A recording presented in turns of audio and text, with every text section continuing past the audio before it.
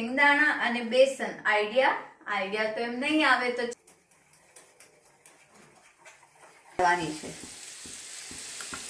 મમરી કે ગાંઠિયા કહેવાય છે એટલે નીકાળી લઈશું આપણે.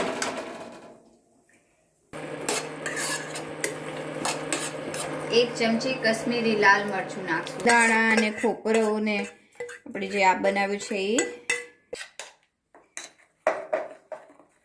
એ લીધું આ રીતે ગોળા વાળી લઈશું. નમસ્તે, તમારું કેમ નથી કરજો. હેલો, નમસ્તે and welcome back to natural life with Dina. તો તમારું સ્વાગત છે નેચરલ લાઈફ વિથ દીના અમારી યુટ્યુબ ચેનલમાં. કેમ છો બધા? મજામાં ને? તમે બધા મજામાં હશો અને અમે પણ મજામાં છીએ. તો આજે છે 14 અને 14માં મેનુ છે ખીર. તો આપણે ફિક્સ જ હોય જે આજે બનાવશે પપ્પા, કેમ કે અમારામાં એવું હોય નિયાણી હોય એ ખીર ન બનાવે, બાકી બધું તો અમે કરી. પણ ઘણા જ્યાં અમે ચૌહાણમાં છીએ ત્યાં તો અમે નિયાણીને કાંઈ ન કરવા દઈએ 14ના દિવસે. તો અહીંયા પહેલેથી ખાલી અમે ખીર ન બનાવી, બાકીના કામ તો અમે કરીએ જ. તો આજે મેનુ છે ખીર તો ફિક્સ છે. તો જો અહીંયા છે સિંગદાણા અને બેસન. આઈડિયા તો એમ નહીં આવે તો છેલ્લે સુધી જોજો કે શું બનાવવાનું છે. મહારાષ્ટ્રીયન સ્પેશિયલ રેસીપી છે. તો એના માટે જો અહીંયા મેં 2 ચમચી જેટલી ચટણી બનાવવાની છે પહેલા આપણે. તો એ ચટણી માટે મેં 2 ચમચી બેસન લીધો છે, જેમાં હું સ્વાદ અનુસાર નમક એડ કરીશ. અને બાકી હવે એનું એકદમ પાતળું ગોલ બનાવવાનું છે, કેમ કે આપણે એની જે બેસનની જે ટાઈમ પાસ ગાંઠિયા જે ઉતારીએ ને જે એવું બનાવવાનું છે.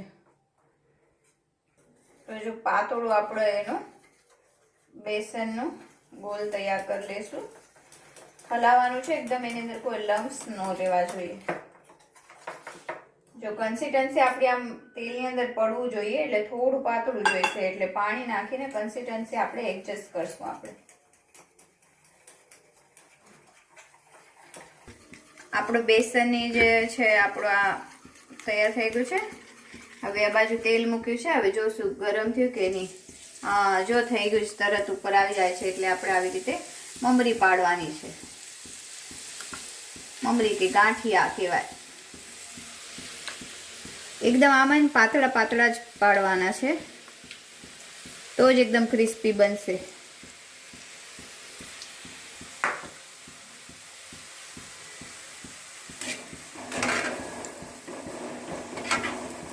આ છે બુંદી ગાંઠિયા કે જે પડ્યો, આ બુંદી જેવું થયું છે. ગોલ્ડન બ્રાઉન થઈ ગયું છે એટલે નીકાળી લઈશું આપણે.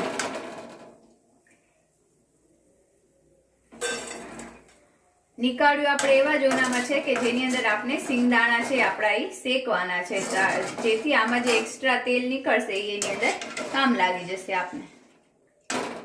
સેમ જેમ પેલું પાડ્યું એવી રીતે જ આપણે આમ પાડતા જશું ગાંઠિયા. જો આવી રીતે આમ ગાંઠિયા પડવા જોઈએ, પણ આમાં બુંદી થઈ જાય છે. જો આપણે હવે આ બેસન જે તળાઈ ગયું એટલે આ લસણની કઢી છે એ હવે ડાયરેક્ટ આપણે તળી લેશું તેલની અંદર.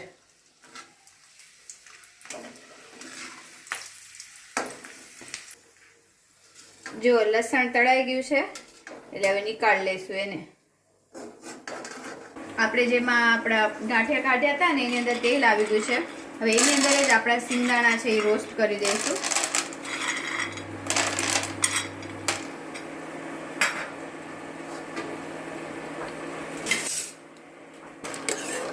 સિંગદાણાને હલકા રોસ્ટ કરશું, ખાલી આપણે કચાશ નીકળી જાય એટલો.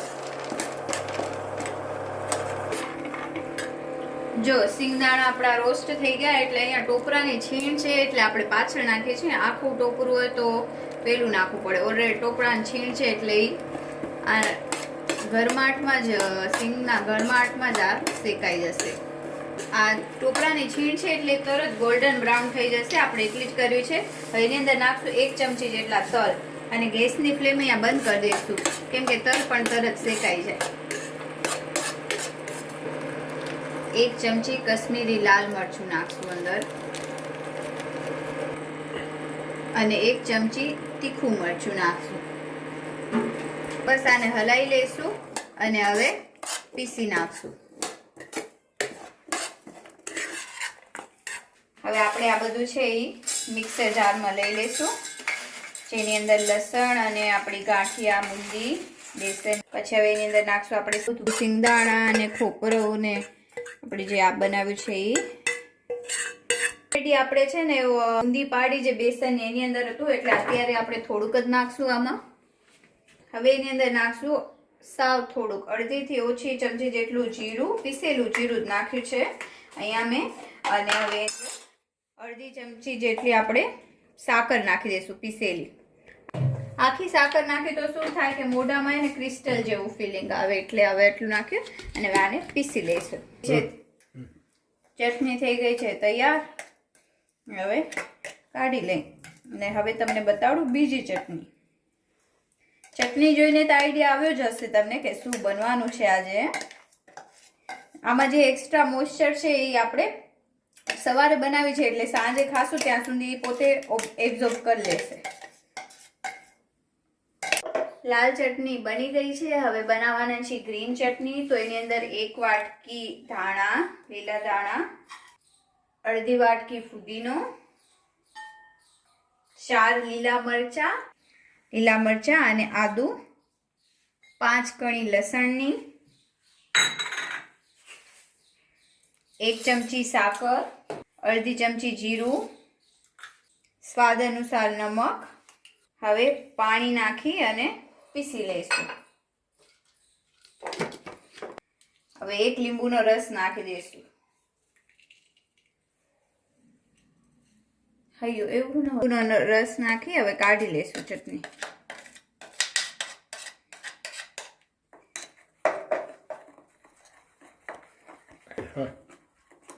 મિક્સ. હવે આ જે છે આપણું બ્લેન્ડરનું ડબલું છે એને આપણે વિછળીને નાખી દઈશું પાણી. જુઓ પપ્પા બનાવે છે ખીર. બની ગઈ છે, બનાવે છે એટલે થઈ ગઈ છે. જો મસ્ત. હવે માં નાખવા છે કાજુ, ડ્રાયફ્રૂટ બધું નાખવાનું બાકી છે. હવે એ તૈયાર થઈ ગયા પછી નાખશું લાસ્ટમાં. વેરી ગુડ, બહુ સરસ. બસ તૈયાર થવા આવી છે. હવે મમ્મી નથી તો પણ 14 આપણી જોરદાર બનાવશું એમ ને.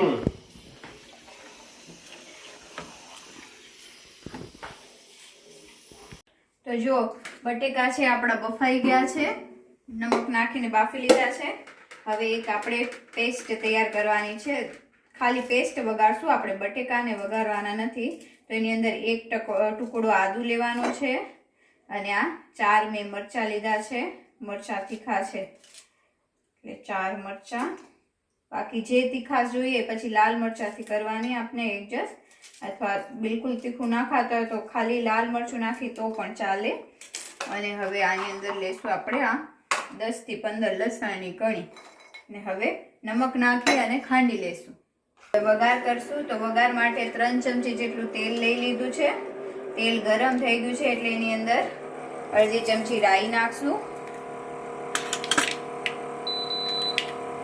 રાઈ આપણી પૂઠો આવી એટલે 1 ચમચી જીરું પણ ફૂટી ગયું એટલે 1 ચમચી હિંગ જે ફૂટી જાય એટલે લીમડો નાખી દઈશું. આ તો કરી લીધું તો નાખવાના જ છે, એનાથી જ સ્વાદ આવશે. અને પછી આ જે આપણે લસણ, મરચાં અને આદુની પેસ્ટ બનાવી છે એ નાખી દઈશું. હવે લસણની અને મરચાંની કચાશ નીકળી જાય એટલું આને પકાવશું આપણે ખાલી અડધી મિનિટ માટે.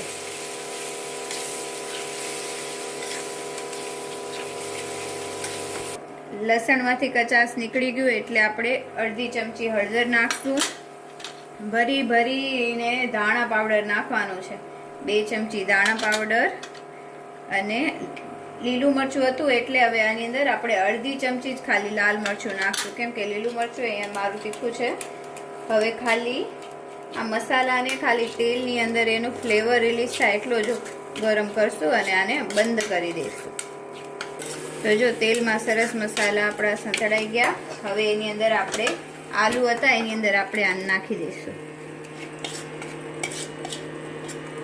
તો આ આપણે કરી લીવ્સનો સ્વાદ ને ઉપરથી લીલા અધાણા એ બંને વસ્તુ તો નાખવાની જ, જેથી બહુ સરસ. હવે મસાલાને છે આપણે મિક્સ કરવાનું છે આલુની અંદર. હાથેથી આવી રીતે બટેકાને જોડશું અને મિક્સ કરી લેશું. જો આપણો મસાલો થઈ ગયો છે રેડી. હવે આમાંથી આપણે ગોળા બનાવી લઈશું વડાના. આગળની બધી તૈયારી આપણે મેન પપ્પાએ કરી લીધી છે. હવે મમ્મી આવી ગયા છે એટલે મમ્મી લાગે છાશ બનાવવા. અને વડાનો જે મસાલો તૈયાર કરીને રાખ્યો હતો એના હવે આપણે આવી રીતે હાથમાં થોડું તેલ લીધું, આવી રીતે ગોળા વાળી લઈશું. છાશ બની ગઈ, માખણ. બાજરાના રોટલા ભેગોળી ખાવા ખપશે ને એટલે ઉતરે પડે તો પછી માખણ તો રોટલા રોજ થાય પડે ખાવા. તો ચલો આપણે હવે ગોળ બનાવી લઈશું. એના માટે આપણે થોડીક હળદર નાખશું, નમક નાખશું અને પાણી નાખી અને હવે ગોળ તૈયાર કરી લઈશું. નાખતા જશું અને આવી રીતે હલાવતા જશું. ઘણા માણસો આમાં ફૂલ સોડા નાખે, પણ ફૂલ સોડા નાખીને તો આપણે જે હળદર છે ને એનો કલર એકદમ બદલી જાય અને રેડ થઈ જાય વડા. ચાલે, ફૂલ સોડા આપણે આમે નથી ખાતા. તો અહીંયા એક મિનિટ, હા આજ નણંદ વજાઈના જોડલા થયા થઈ ગયા. જો હવે રસોઈ આવી ગયા બરાબર ના આપણા. હા એટલે હું તો કહું દેરાણી જેઠાણી નું જોડલું, એટલે હવે આ નણંદ ભોજાઈ નું જોડલું છે ને અહીં બને છે વડા. અહીં બેટર દ્રષ્ટિબેન તૈયાર કરતા હતા તો બેટરમાં વડા નાખતા જાય ને અહીં તળા છે. હવે આ રીતે વડા તળી લે પછી દ્રષ્ટિબેન વડાપાઉં કેમ બનાવે છે એ રેસીપી આગળ બતાવીએ, કેમ ભરીએ છીએ. અચ્છા જેમ જોઈએ સેલ્ફ સર્વિસ કા. હા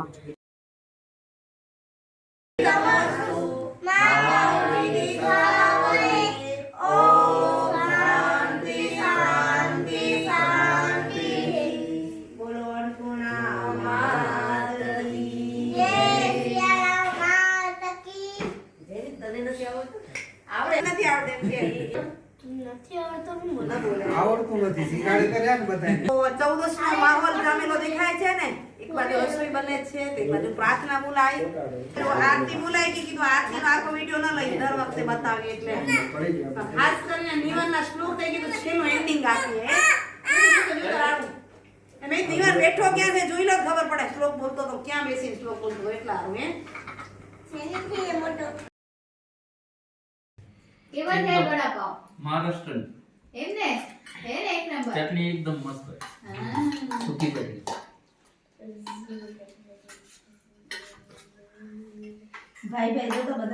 દ્રષ્ટિભાઈ ભાઈ ભેગા બેઠા, વાત સાચી હે. જો આ બે ભાઈ અમારા જેઠને ઘણા ઓળખતા હશો પણ કંઈક ઓછા દેખાય, કારણ કે અમારા વાલજી બાપુજી અને નાનજી બાપુજી અમારા જુડવા ભાઈ છે. હો લાગે છે ને એવા, થોડોક ફરક દેખાય. પપ્પા દ્રષ્ટિ શું કરી પપ્પા? મમ્મી તમને ઓલું કરે પડે હો હો કરો પડ્યા. હમણાં બોય મમ્મી શીખડાય બે ભાઈ લાગે છે ને હો મને પડે. મારા ભેગું એવું તે મમ્મી શીખી હો હો હો કરે. અને આયા એમ મને નથી ચડી ચોકલેટ દેવું. આ તો તે ભગાવી દીધી. મને નથી જડી તે ચોકલેટ. કેતનભાઈ આવી ગયા. હાલો કેતનભાઈ, આપણે રહી ના કેતન જમવામાં. દેખ